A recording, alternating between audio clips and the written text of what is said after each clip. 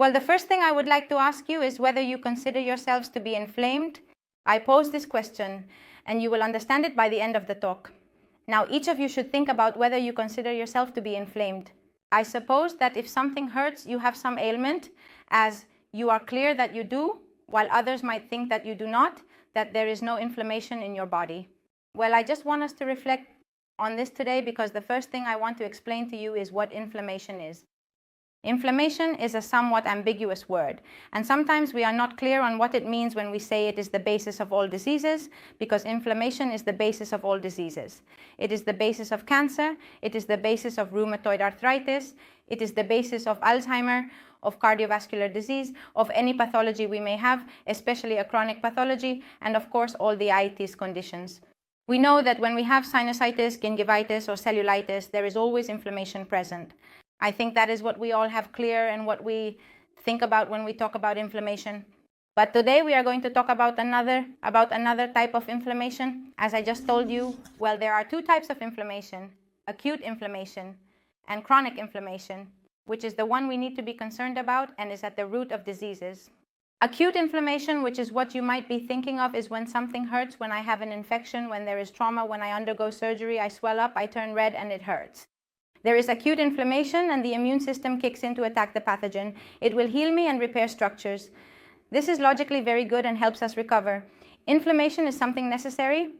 If we didn't have inflammation, we would be in trouble. It would be bad. Moreover, taking so many anti-inflammatories will later show us that it is not good because we are interrupting a natural process of the body.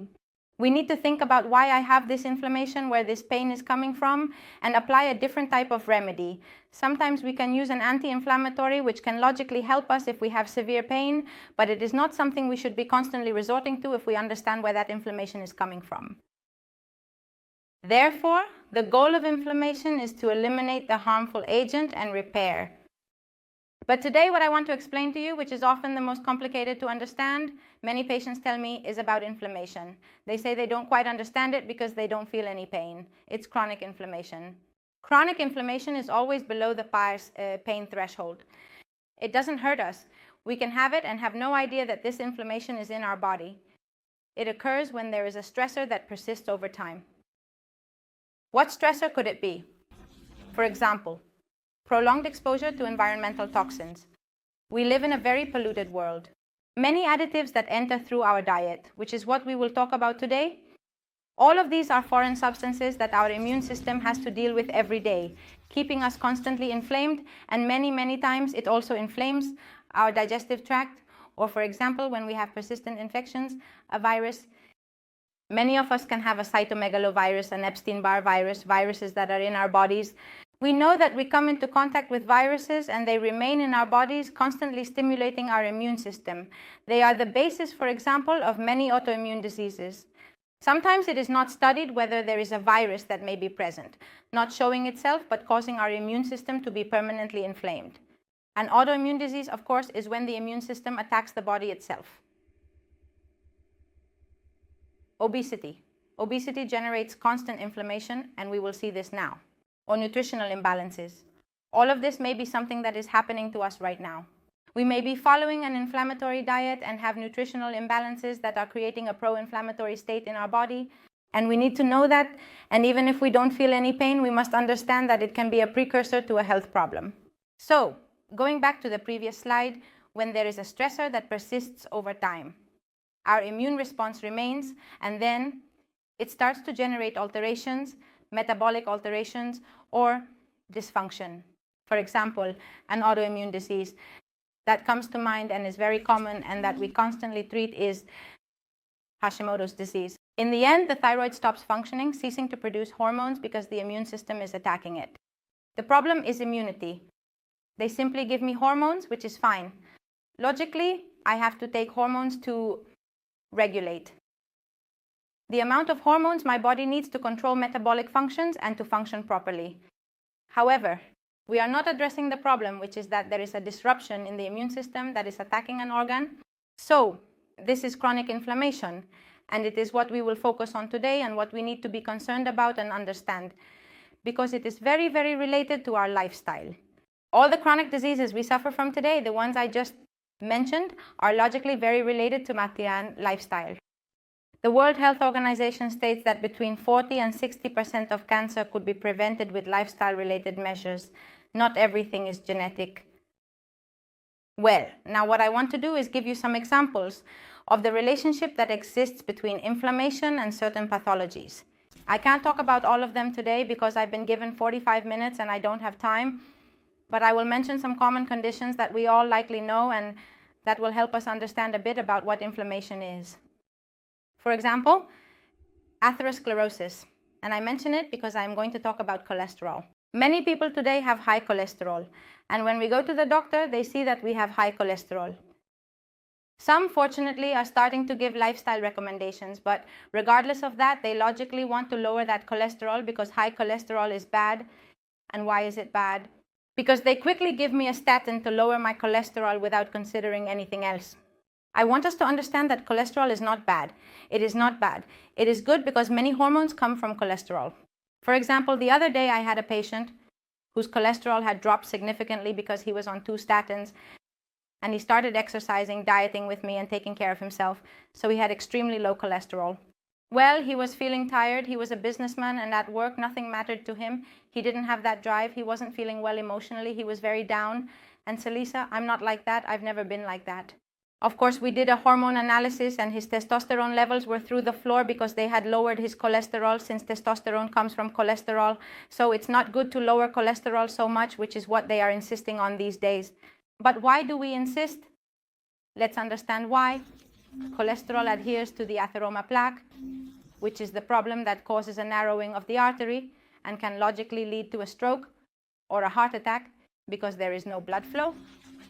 As the atheroma plaque begins to become inflamed, when the plaque in the artery's endothelium becomes inflamed, it creates, let's say, a small wound, an injury.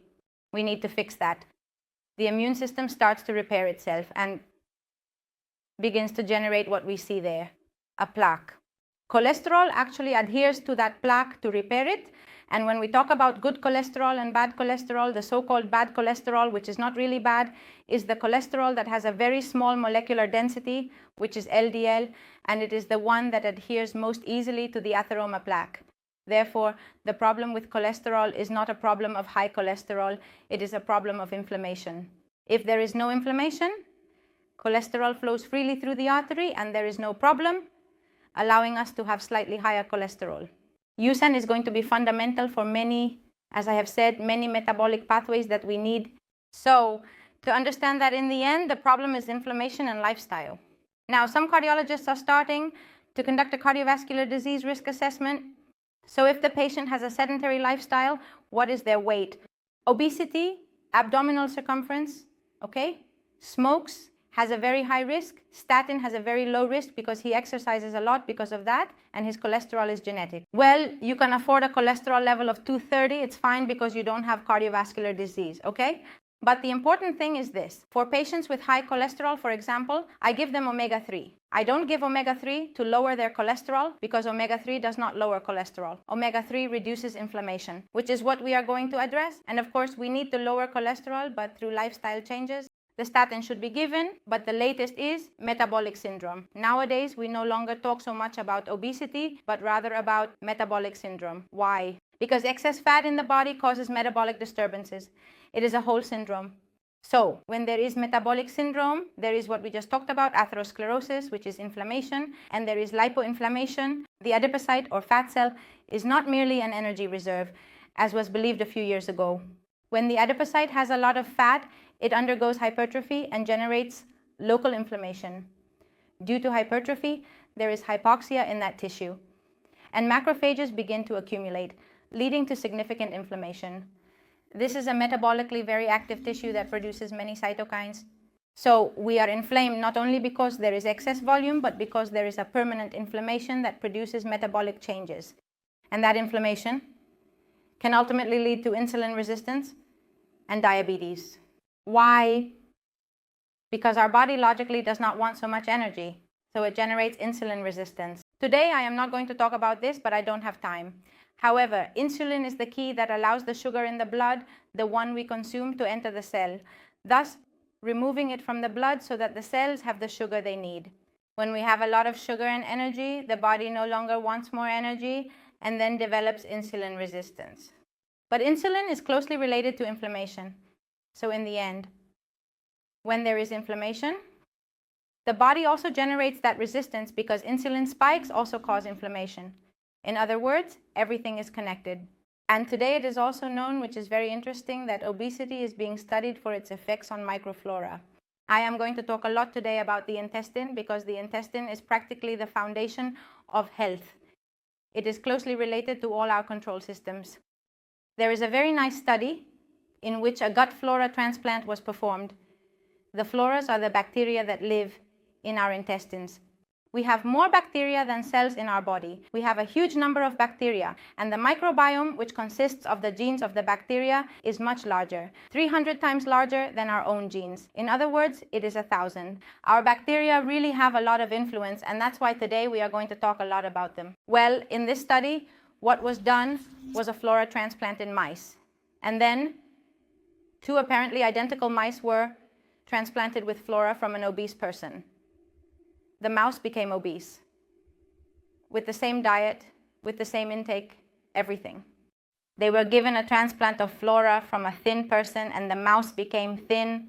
It is now understood that an alteration between firmicutes and bacteroidetes, which are microorganisms that live in our intestines, can produce metabolic changes that lead to obesity or prevent weight gain with the same intake. This is very interesting. I am clear that if a person comes to me with dysbiosis, with an imbalanced gut flora, which can be measured in stool studies, I am not going to make them lose weight until that is regulated and treated. It will cost me a fortune.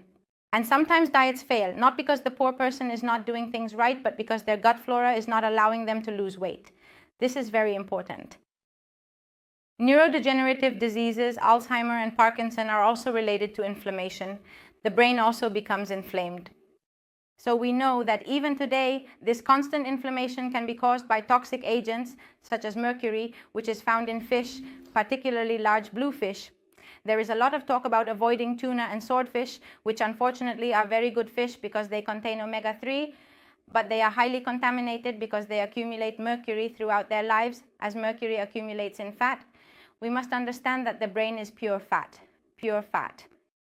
Mercury is neurotoxic, can cross the blood-brain barrier, settles in our brain, and then produces inflammation. Viruses too, as well as stress, which we will talk about now, also produce inflammation. Some strategies, such as taking omega-3, not only help reduce inflammation in other parts of the body, but also help reduce inflammation in the brain. So let us know that neurodegenerative diseases also have an inflammatory basis. Below, I will list the studies that discuss this. There is a lot. I have looked for some references, as this will be posted later. There are people who like to go to the references and research a little more, because we found all these studies on PubMed, which are on Google, and we can easily find them. Well, it is also known that the brain is closely related to the gut, and this is very interesting. It has been observed that in people with Parkinson's disease, the so-called Lewy bodies, which are altered protein structures, in a pathological state, appear in the brain and also in Alzheimer's disease. These same structures have been found in the intestine, as there are neurons present in the intestine as well. And there is a hypothesis, the Bra hypothesis, which is also well studied, that posits that the proteins located in these Lewy bodies can travel from our intestine when the intestine is permeable. Because when the intestine is permeable, many toxins and proteins enter our body through the vagus nerve. These are hypotheses, but they are being studied more and more, which is why we are now talking about the second brain, the neuronal capacity of our intestines. This is not only because we produce neurotransmitters in the intestines, but also because there is a very close relationship between our brain and our intestines. And autoimmune diseases, as I also mentioned, are inflammatory as well. Of course, I think we are clear on that, because what is acting here is the immune system attacking our own body. Many times they have a viral basis, meaning there is some virus in our body that may be overstimulating the immune system, ultimately leading to autoimmunity, the entry of toxins and pathogens into the body. They can also produce, in the end, they may be related to autoimmunity. When we have an intestine, as I mentioned before, that is not in good condition, many toxins enter the body. some of which, like mercury, remain in the organism. In the end, the body, being overstimulated all day, can eventually lead to an autoimmune problem. Nutritionally speaking, vitamin D is essential. Vitamin D is a nutrient, but we mainly acquire or produce it through skin contact with the sun. It is now evident that many people have very low levels of vitamin D. We are not quite sure if it is due to the sunscreen we apply or the change in radiation, but vitamin D is essential not only for keeping our bones strong, but also because it is immunomodulatory. So in almost all autoimmune diseases, vitamin D tends to be very low.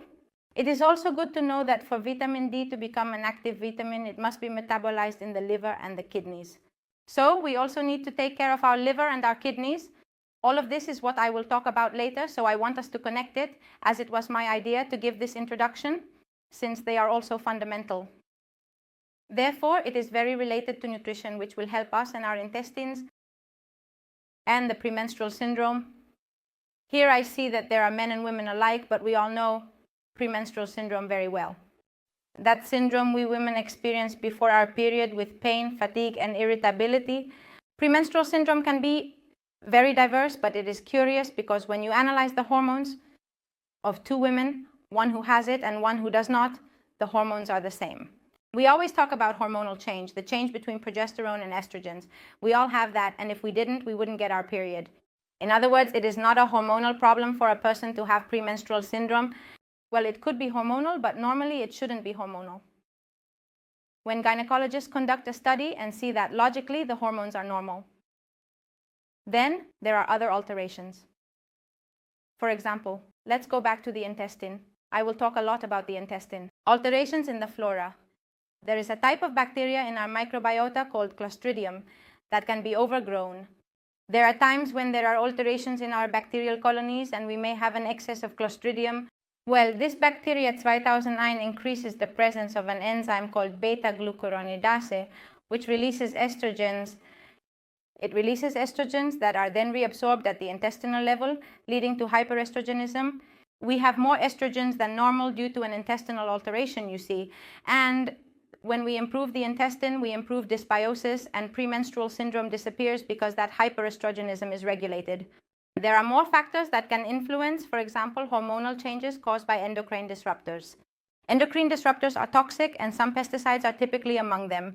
Bisphenol, specifically bisphenol A, is a substance found in plastics. It is present in the plastics of the food we consume and in the plastics of certain bottles. So we know that it is a substance that produces alterations in the metabolism of estrogens because it interacts with the estrogen receptor. There is another thing to consider in our diet, not to consume so many plastics or foods with plastics, which is obviously good for the environment. And then there is the inflammatory theory. When there is a premenstrual syndrome, the uterus is usually inflamed, and many times it is also due to viral causes. HPV, for example, although we know it can cause cancer, there are many types of HPV and not all are carcinogenic. It does produce inflammation in the uterus. Or fungi, for example, typical candidiasis causes the uterus to be inflamed.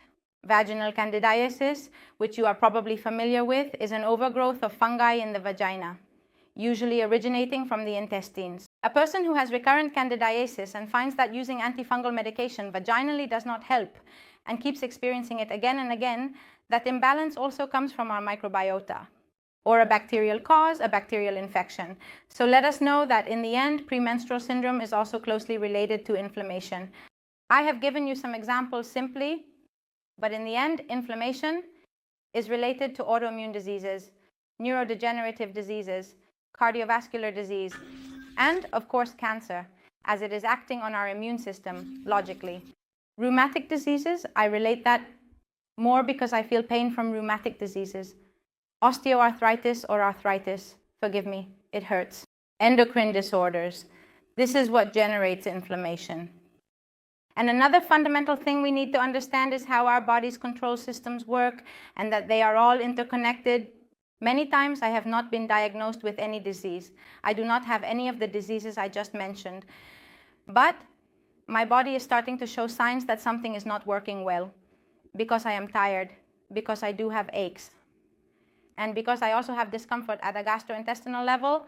Then the immune system the nervous system, and the endocrine system may be failing, which are three systems that ultimately govern our body.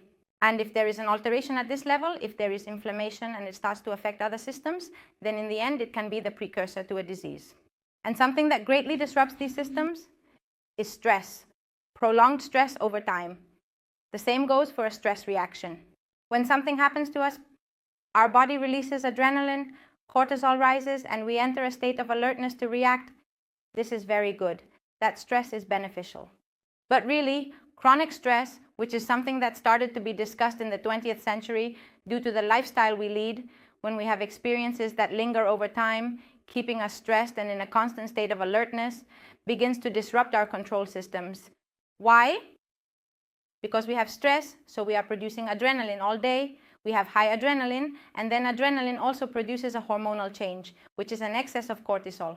Cortisol is a hormone. Then changes begin to occur at the endocrine level because cortisol is high, and cortisol leads to a deficit, meaning a decrease in the immune system because cortisol then produces inflammatory cytokines. So these three systems start to function. So stress, in the end, through this cycle we are seeing, also ends up generating inflammation. Another important thing is not just the diet. I'm going to talk today about nutrition, but we also need to manage stress. I know it's difficult, but let's keep in mind that with the pace of life we have today, everything we can do to be more relaxed and to sleep well is important. If I don't sleep well, my immunity decreases because my body starts to produce cortisol during the day as it is in a state of alert. I need to do the things that life demands of me. And then cortisol rises so that we can take on the tasks of the day and the day-to-day. And then our immunity decreases because there is stress and because cortisol is high. The control systems here are starting to wear out. One thing we see very commonly in consultations, especially in women, is adrenal fatigue. The adrenal glands, which are two organs located above the kidneys, are responsible for producing stress hormones, such as cortisol. I don't know why it occurs more in women. We might be more emotional, but it's true that there comes a point when the adrenal glands stop producing it because we have been in a state of alert for so many years that they cease to produce it. And that is a real illness, which is chronic fatigue. And it's not that we're complaining about being tired, it's that you don't produce cortisol and you can't push through. And that is completely real. And then it starts to trigger other problems because it affects immunity. It is what we call the psychoneuroimmunoendocrine axis, which is ultimately the foundation of everything. And unfortunately, nowadays in medicine, it is sometimes overlooked because we are treated as isolated compartments. I have to go to the specialist to address the specific problem I have, but surely that specific problem is ultimately related to some alteration in this axis, and it needs to be treated and evaluated to see what there is in my lifestyle that might be affecting these systems. What happens when there is a lack of health and the precursor to a possible disease? What about the intestine? Because it is closely related to these systems, when there are alterations in the microbiota, intestinal inflammation is also generated. 70% of our immune system is located in the intestine. The gut, which is referred to as the intestinal mucosa, protects us from the entry of pathogens, but it is also immunomodulatory. In other words, part of our immunity is ultimately concentrated here in the intestine. It produces hormonal alterations. I just mentioned it. I won't go into it, but I wanted us to close the loop a bit and for you to see why I have told you these things. It also produces neurodegenerative alterations. It can produce them, but it is also important to know that 80% of serotonin, which is known as the happiness hormone, is produced there. If serotonin is lacking, I feel depressed.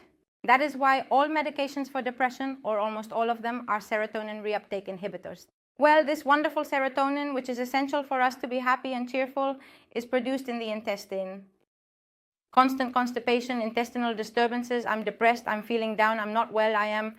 And well, if this continues, they'll end up giving me antidepressants because, of course, they haven't looked at my intestines and we're not producing serotonin and dopamine either. Dopamine is what gives us the input in the morning to start functioning, as it is also produced in the intestine. Where do we have the most serotonin? In the intestine, then in the platelets, and then in the brain, right? In the brain is where we have the most serotonin. And it is essential to have a regulating nutrition so that our intestine functions well and then everything is in balance, preventing alterations at the level of immunity in the nervous system or the endocrine system. Let's talk a little bit about the intestine, as this could also be a whole talk because it is very interesting. As a nutritionist, the first thing I ask is if my colleague here is also focused on the intestine, right? Of all the patients, as I have already told you, it produces serotonin, it produces dopamine, and it is closely related to the nervous system. This is a summary. It is an immune barrier. It provides metabolic control, hormonal balance, and nutrition depends on the intestine. If the intestine does not function well, we do not have good nutrient absorption. No matter how good the diet I provide to that person is, if their intestine is not functioning well and not absorbing properly, then there are nutritional deficiencies. So, nutrition depends on this, because this is the filter through which what enters through the mouth will reach my cells. Otherwise, it won't reach them. And as I have already mentioned, inflammation in the intestine is very related. This is a study in which patients with obesity and diabetes were examined along with various diseases such as rheumatoid arthritis or lupus, that is chronic diseases, as you can see, very diverse, but all of them have an autoimmune basis. Autoimmune conditions were present due to an alteration in the gut bacteria with more firmicutes and fewer bacteroidetes, which are the colonies I mentioned earlier that need to be in balance because we have millions of bacteria, fungi, yeasts, and many microorganisms. It is currently being studied, but in a regular medical consultation, it is not usually asked about much, and I also do not have the key to treat it. In the end, we are focused on how to treat permeability, how to improve the flora by modulating the diet, providing probiotics, and so on. But bacteria are the great unknowns. There are so many, millions that live there in harmony, which makes it difficult to regulate them. However, there are strategies that you can see improve clinical outcomes and enhance immunity. Do we treat Hashimoto's, the autoimmune thyroid disease, by addressing the gut and the antibodies decrease because immunity improves? How we treat it? Well, there are many strategies, as I mentioned before. First, the diet, to regulate that microbiota, and second, to provide supplements that help strengthen that strong immune barrier we have. The liquid gut syndrome, is what I put here because I said that sometimes we do not absorb nutrients well, or on the contrary, we are absorbing excess toxins and substances that are not beneficial to us. Because the intestine, which you see down here, is a permeable barrier. Enterocytes have structures, intercellular junctions that need to be strong. When the flora that lives on top of this layer of cells, which are the brush that absorbs nutrients, is disrupted, when I have been given antibiotics everywhere and they have killed all my bacteria, I have nothing there to protect me. Those bacteria that are constantly protecting us are so important. They are not there because they just received an incredible round of antibiotics. Then the cellular structures begin to alter, and in the end, an excess of permeability appears, allowing more toxins into the body than should enter. This is what is called liquid gut. Gluten. Let's start talking a bit about nutrition. Gluten is the protein found in many cereals such as wheat, barley, rye, oats, and spelt. I'm sure you're familiar with it because nowadays gluten is a topic of discussion all the time. What is going on with gluten? It is a protein that activates a protein called zonulin, which regulates intestinal permeability. In other words, gluten promotes an excess of intestinal permeability. That is why in autoimmune diseases or those with an inflammatory basis, one of the things that is often recommended is to eliminate gluten. But I also want to clarify one thing. There are different types of gluten. Not all glutens are the same. Each cereal has a type of gluten. There are prolamins, gliadins, and avenins. They are different proteins that are all called gluten because they are all considered gluten. So the gluten from the wheat that we consume today, which is this one we have here below, is a gluten. It is a super gluten. It is a highly modified gluten that has been genetically transformed to resist pests, to be cultivated on a massive scale, and to achieve super palatable doughs. It's a super gluten, as I call it. Why? Because it has a very large molecular size. It has 42 chromosomes. In other words, that protein is quite large. Compared to ancient gluten, the one that was consumed in the past, the bread of old had nothing to do with the bread we consume today, as it had 7 chromosomes, meaning it was a protein that our intestines could digest much better. 42 chromosomes. Even if we don't know about genetics, we have to think that this is very large for the intestine to digest well, compared to the other. Therefore, modern wheat is the most inflammatory. Therefore, if we want to reduce inflammation, we need to try to reduce wheat. Consuming spelt and kamut breads, which have at least 12 chromosomes, is much smaller, so we tolerate it much better. It will not generate as much inflammation as current wheat. Therefore, it is not always necessary to eliminate all gluten. Completely removing gluten is complex. It's difficult. So there are people from whom I have to remove it, and there are others with whom we will start with wheat because it is really the most inflammatory. In your daily lives, I recommend that all of you try other types of cereals. Additionally, we make the diet much more varied. It is super monotonous. In our diet, everything is wheat. Take oat bread, spelt cookies, buy quinoa pasta, and your diet suddenly starts to become a truly varied diet. What is a regulating diet for my intestine? Well, a diet that is rich in fiber. Intestinal bacteria feed on fiber. When we talk about prebiotics, we are referring to fiber, which are carbohydrates that are not absorbed. That is, well, they are metabolized and part of them eventually turn into calories and nutrients, but they are used by our flora for nourishment. It has to be anti-inflammatory, and we will talk about that now, but I won't go into detail right now because I will discuss it more later. It has to be natural, organic, and whole in order to avoid all those toxins that can alter the microbiota, and it should be balanced in carbohydrates and proteins. This is not only good for optimal nutrition, but also because we have a flora that is fermentative, which ferments carbohydrates, and a flora that is proteolytic, which consumes and metabolizes proteins. Diets that are very high in protein will have a highly proteolytic flora, while diets that are very high in vegetables, a poorly managed vegetarian who does not consume proteins as they should, which of course a vegetarian can consume, will have an excess of fermentative flora and a lot of fermentations. In the end, both imbalances are bad. Well, what is an anti-inflammatory diet? What are the foundations of this type of diet? We need to keep glucose levels stable, and we need to consume fats appropriately. I am going to talk about it now. This is the summary. It has to be rich in antioxidants, and it has to be detoxifying. We need to help our body detoxify all the substances that will inflame it. What does it mean to have a fatty balance? Well, there are two types of fats that are essential. Essential means that we do not produce them. We have to incorporate them through our diet, which are omega-3 and omega-6, which you probably know as well. What is happening in the current diet? We have an imbalance between these fats. We need to consume exactly the same amount of omega-3 and omega-6 because in the end, they are two fats that share the same metabolic pathways, share the same enzymes, and ultimately one produces inflammatory cytokines while the other produces anti-inflammatory cytokines. If I have an excess of one, then in the end, there will be a detriment to the other, and omega-3 is the anti-inflammatory. Nowadays, our current diet, the Western diet, includes a lot of vegetable oils. For example, processed foods contain a lot of corn oil, palm oil, and oils that are omega-6, which are pro-inflammatory. As a result, we end up with an excess of pro-inflammatory fats. It's not that we consume omega-3s less than before, it's that the imbalance is such because we are consuming an excess of those that are not as good. Where is omega-3? Omega-3 is found in fish, and it's in algae. Why not consume them just like we do when we go to a Japanese restaurant? They are excellent and have a lot of omega-3. It is found in seeds like flax and chia. Therefore, one should consume more fish, more nuts, and more seeds that contain omega-3. And of course, avoid palm fats, sunflower oils, corn oils, all these fats that are omega-6 and are causing this imbalance that generates a pro-inflammatory state. Even if we don't feel pain, even if we have no idea, suddenly we do a blood test to check your omega-3 and omega-6 levels, and everything is unbalanced, and you have subclinical inflammation without knowing it. In other words, this is how important nutrition is. It is essential for blood sugar levels to be stable. Why? Because, as I mentioned before, insulin spikes cause inflammation.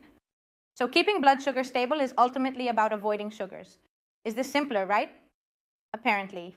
Why avoid refined sugar, refined flours, and a refined cereal that is devoid of nutrients, when it is normal to consume white rice instead of brown rice, which is the one that actually provides us with everything?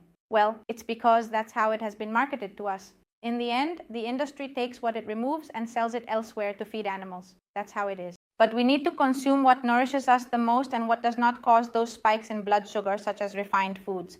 This means keeping glucose levels stable. The diet also needs to be rich in antioxidants. Why?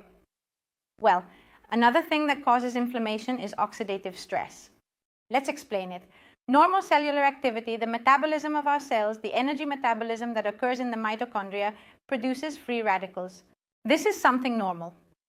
From the activity of our mitochondria, which are reactive oxygen species. So this oxidizes the cell. And natural oxidative stress is normal and is one of the things that makes us age. And it has to be this way. But today we know that pollutants, psychological stress, poor nutrition, and all the stressors we may have due to our lifestyle also produce excessive oxidative stress. Our body produces antioxidants to combat these free radicals, this oxidation. For example, coenzyme Q and superoxide dismutase are substances produced by our own cells to combat oxidative stress.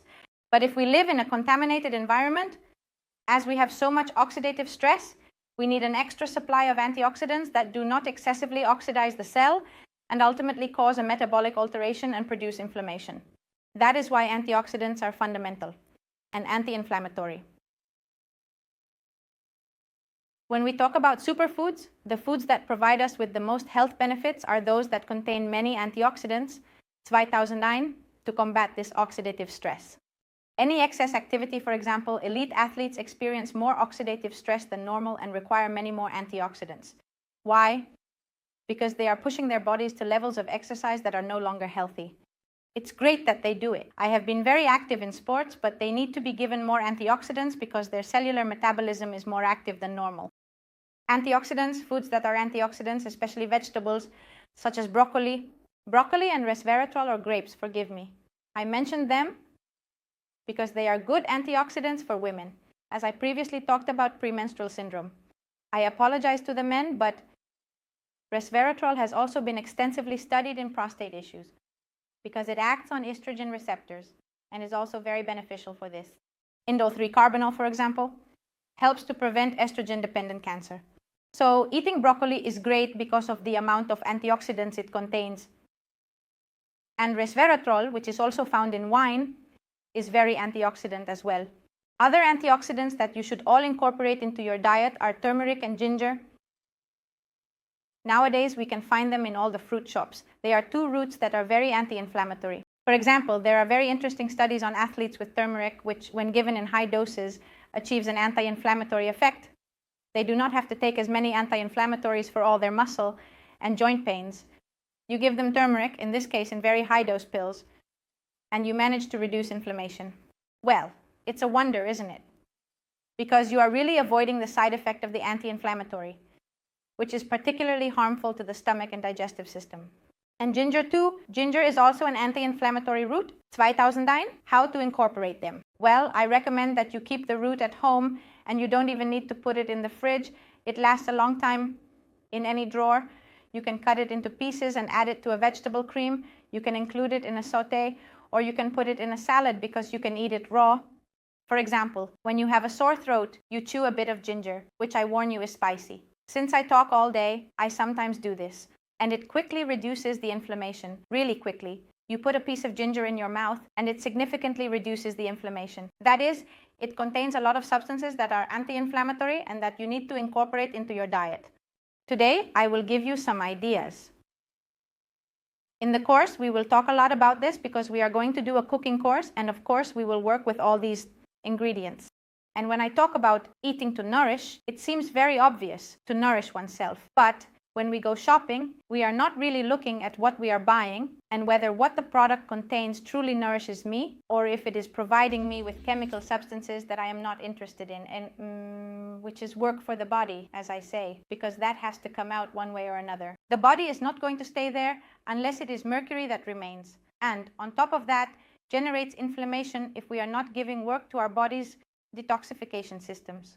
So we need to go buy fresh, natural products and avoid as much as possible, without going crazy, all those additives that we don't need. This could also bring many studies on how they affect us, but that was not my intention today. I just want to tell you that there are a huge number of chemical products. As I have mentioned here, there are 70,000 different chemical products on the market, and $1/5 $100. New ones are generated each year. The industry and chemicals are overwhelming. The global additives business is said to be valued at $25 billion There are many interests surrounding all of this. Unfortunately, 2009 is like that, and sometimes they do not protect us as much as we believe. So all we have to do is look at labels, try to consume fresh products if it's simple, right? Apparently very simple, and whenever we can, ecological. I have to convey this message because it is true. We need to start consuming more ecological products, and little by little. We hope that prices will improve so that everyone can consume them.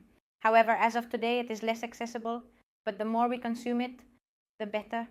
In the end, we have to move towards a much more sustainable consumption. This morning, I mentioned it as an anecdote. I was with a journalist because Carrefour has introduced insects for eating, which I had to try. It almost made me feel uneasy because I had to taste it with the journalist. And in the end, well, it's true that for us, it was something that made me feel uneasy when I tried it. But well, they are very nutritious foods. In terms of sustainability and ecology, they are very good because they do not produce as much CO2 for the greenhouse effect, nor do they require as much water. And they are rich in protein, omega-3, and everything we are talking about. And they are very, very nutritious foods. The thing is that the cultural shock is quite significant, and it will be very challenging for us. But at Carrefour, you can already find them there at the stand, and they even display it prominently as they are edible insects. Well, in the end, that's just an anecdote, but ultimately, they are developing strategies to encourage us to eat in a more sustainable way.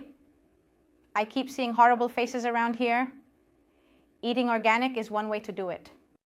Well, and detox, there is now a lot of talk about detox diets, about doing cleanses and so on. It's a trend, but it's really not just a trend considering how we live and the environment is contaminated. And also, as I said, there's no need to go crazy. Eat organic as much as we can, but I will breathe the air that I breathe, as I do have to do everything possible to help my detoxification systems, which eliminate toxins through the liver.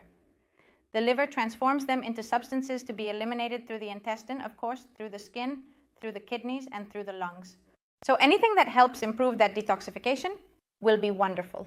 The Pitchinger system, which is well known because there are many talks about it on the internet, ultimately shows that if all these systems are blocked due to an excess of toxicity, my cell, which is what you see there, the one at the bottom, ends up completely intoxicated. Why does the cell mutate? The cell does not mutate for no reason. We may have genetics, but when it is subjected all day to a toxic, acidic environment that is lacking in nutrients, because we are intoxicated and nutrients do not enter through the intestine, in the end, there is a mutation in the cell. So we can really do a lot to prevent this, as the disease can affect any of us, but let's be aware that this is the case, that the cell mutates for a reason. So detoxing is not a trend. Well, something practical and simple, okay? Because we don't have time for more today. 5 foods to avoid. 5 things you should try to avoid in your daily life as much as possible, and look for alternatives. Refined sugar, we do not need sugar, we need carbohydrates, and our body produces glucose from carbohydrates so that the cells can function. No, if sugar, man, a little bit of sugar is needed.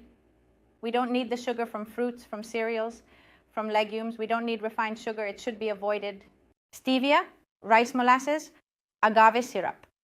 Well, there are more natural alternatives we can use to sweeten, because we all crave something sweet from time to time. Refined flours, I have already talked about this. Wheat, on one hand, let's not overindulge in inflammatory wheat and always eat whole, all whole, as it is what nourishes us much more. I'm not talking about fish fat, which is good. I should have referred to meat fat instead, right? Because in the end, fish is also an animal. Bacon, lard, and butter are pro-inflammatory fats. They contain arachidonic acid, which is a fat that inflames us. So we will eat meat, but lean cuts. And if I eat good ham and it is acorn-fed Iberian, since it is fed on acorns, you should know that it is more polyunsaturated. That's why oil, bacon, well, it's oilier and more polyunsaturated, meaning that it's not the same as the firm saturated bacon, which should be avoided, compared to the oilier one. In other words, even within animal fats, there are different types of fat. Vegetable oils, not sunflower oil, which is wonderful, but corn oil.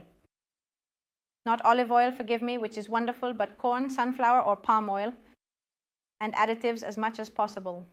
I recently gave a talk about this. Not all substances are toxic and harmful, some are natural, but there are others that are indeed harmful. So, well, the fewer additives and harmful substances, the better. 5 foods that I need to include in my daily life, in my diet, or try to incorporate during the week. I have listed 5, but there are 1,000 anti-inflammatory foods. I had to make a selection of 5 and didn't know what to choose because I could mention berries and many other fruits like papaya and pineapple, but it is true that berries are very rich in antioxidants. Green leafy vegetables or all green vegetables like broccoli, as I mentioned, olive oil, the liquid gold of our culinary culture, is the oil we should consume daily. Also nuts, turmeric, ginger. And how can we take it? For example, red fruits can be included in breakfast. This is a super nutritious breakfast because it contains nuts, red fruits, coconut, and a bunch of other things that we will discuss in the cooking course. How to include leafy green vegetables. When possible, we should eat them raw, since consuming them raw prevents the loss of vitamins and helps retain all their antioxidants. We can have cooked vegetables, of course, but let's complement the meal with a little green salad. And green can also be broccoli. Steamed broccoli, just a little, is also delicious. It remains crunchy and retains all its properties. Of course, the yellow condiment, which is olive oil. One way to consume antioxidants is to have a colorful diet. Just think about how easy it is to include many colors, like a salad with 1,000 colors, because each color represents different antioxidant substances. All of them, not just snacks, but also nuts, which truly do not make you gain weight. Let's see if I have 200 G, because of course I eat everything, but having a handful of almonds in the afternoon takes away my hunger, provides me with magnesium, calcium, iron, omega-3, nourishes me a lot, and doesn't add so many calories, or the calories it adds are good. Orange dinner, because the cream with turmeric, white-thousand-nine, there you can add the turmeric. In vegetable creams, for example. Beta-carotenes, which are the antioxidants that give orange or red color to vegetables, are essential for the skin, especially now that summer is approaching, and they are also very anti-inflammatory. Well, now I'm going to talk to you very quickly about fasting. There is a lot of talk about intermittent fasting these days. I include it because we are conducting a study on fasting at the clinic, and it truly has many properties beyond just weight loss. And it is also interesting for doing a proper fast. Logically, we would have to explain it well, and I just wanted to throw the idea out there and know that there are many studies around this which sometimes talk about fasting, and it seems ridiculous, but it is not. In all the oldest medicines, such as Ayurveda and Chinese medicine, fasting is practiced in all religions. When we fast, as I have included in one of the many studies I have already researched, caloric restriction puts all our control systems on alert, but in a good way, because in the end, they start to function. It has been observed that immunity also improves as we enter a state of autophagy, or a more catabolic state because our body starts to draw from our reserves. For example, a reduction in atheroma plaques occurs. Fasting reduces atheroma plaque. It is important to do it correctly. I'm not telling you to do it now, just to keep the idea in mind and to consider it as a well-executed anti-inflammatory measure, which is very interesting. It also improves neuroplasticity, the nervous system improves, the atheroma plaque decreases, and inflammation is reduced. Fasting is interesting for this. And which type of fasting did I want to talk to you about today? Today, I want to discuss intermittent fasting. Another matter is those prolonged fasts lasting many days. Those should be prescribed by a doctor. Intermittent fasting simply means that you stop eating for 16 hours in a day.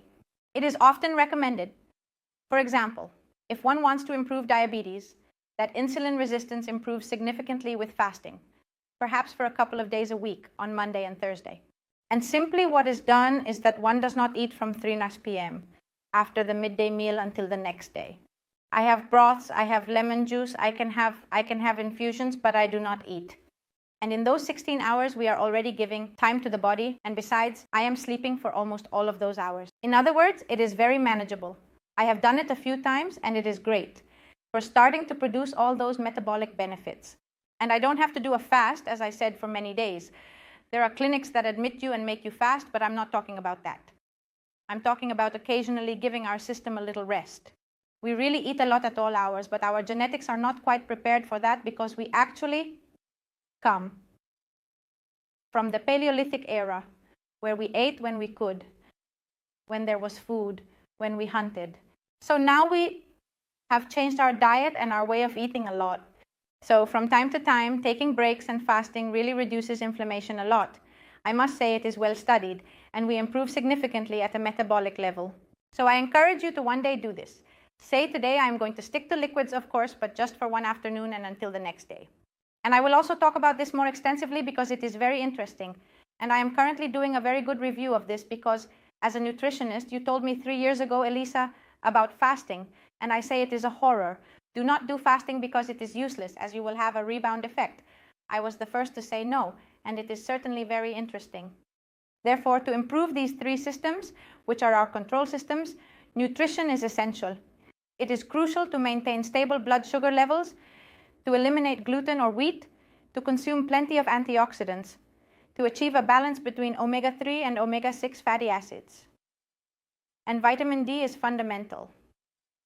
Ultimately, this means getting a little sunlight and protecting ourselves, but not excessively. Toxins are also inflammatory. It is important to have a healthy intestine, and chrononutrition is essential. It talks about fasting as an example, and I found it interesting to bring it up here. But we also have to eat according to how our metabolism works. We should never go to bed after a large dinner. We need to have dinner every day, but we can't have heavy meals before bed. When my body needs more calories, it's in the morning. 2001. Anti-inflammatory cooking. Anti-inflammatory cooking is about managing all these substances, all these foods, so that we can eat delicious things and enjoy without consuming sugar. Learn to make sweets without sugar and with these other alternatives. Learn to handle other types of flours such as quinoa flour, buckwheat flour, and amaranth flour. Avoid nutrient loss by steaming vegetables more and not cooking them as much. This is ultimately what it means when we talk about anti-inflammatory cooking. When they tell you they are going to offer an anti-inflammatory cooking course, it's about how to put all this information in its place and into my daily life, because in the end, what matters to me is what I am going to eat. These are concepts, but I need to know what I am going to eat. And I'll give you some ideas. For example, a bowl of cereals, which are very trendy right now. There are many healthy restaurants in Madrid that offer the acai bowl, which is a bowl of oats with red berries, nuts, and cinnamon. I'm not going to get into the recipe properly because I'm not allowed to and I don't have time, but they are good breakfast beyond our traditional toast, which of course includes nuts. However, I can also learn to make a delicious cashew cheese, which is a spread made with nuts. Instead of just eating the nuts, which is a bit boring, I can make interesting recipes. Or the hummus, the famous stable blood sugar hummus, because my blood sugar doesn't rise with these foods because they are very nutritious. The quinoa salad, quinoa is a very alkalizing food, as it allows for recipes that are more alkaline by using grains that are good for us and, of course, a lot of vegetables. Another idea, for example, that I have already mentioned is to add turmeric to creams because it is very anti-inflammatory. Well, these are some of the recipes that we can learn in an anti-inflammatory diet, in an anti-inflammatory cooking course, and they will make this manageable because sometimes it seems like we are only talking about removing things, and what is important is what we eat, the novelty, and what we introduce. A very quick tip for everyone just to help us detox in the morning or during the day is lemon water. And now in summer we can make lemonade, which is much more interesting and much tastier with these ingredients. Lemon is high in potassium, which is why it is diuretic and helps us detoxify. It contains bioflavonoids, vitamin C, and is alkalizing. So I encourage you to prepare a simple recipe that is very suitable for you to make now in the summer. A good pitcher. With 1 liter of water, add 1 lemon sliced and another one squeezed. It also looks nicer. Everything has to be visual, of course. You add cucumber, which is also very detoxifying, and 3 slices of ginger, the kind I showed you from the root, along with some sprigs of mint. And throughout the day, you are drinking this beverage, and I truly say that it helps the kidneys, the liver, and helps us eliminate toxins, which is one of the things we need to do to reduce inflammation. So let me give you a brief piece of advice. Therefore, it seems that when we talk about inflammation, we need to be very concerned because the silent inflammation they mention is quite frightening. Well, there's no need to be so afraid. We just need to take control of our lives and our health and start taking care of ourselves to stop worrying. If we change our habits, we can really learn to manage it because studies say so, not just me.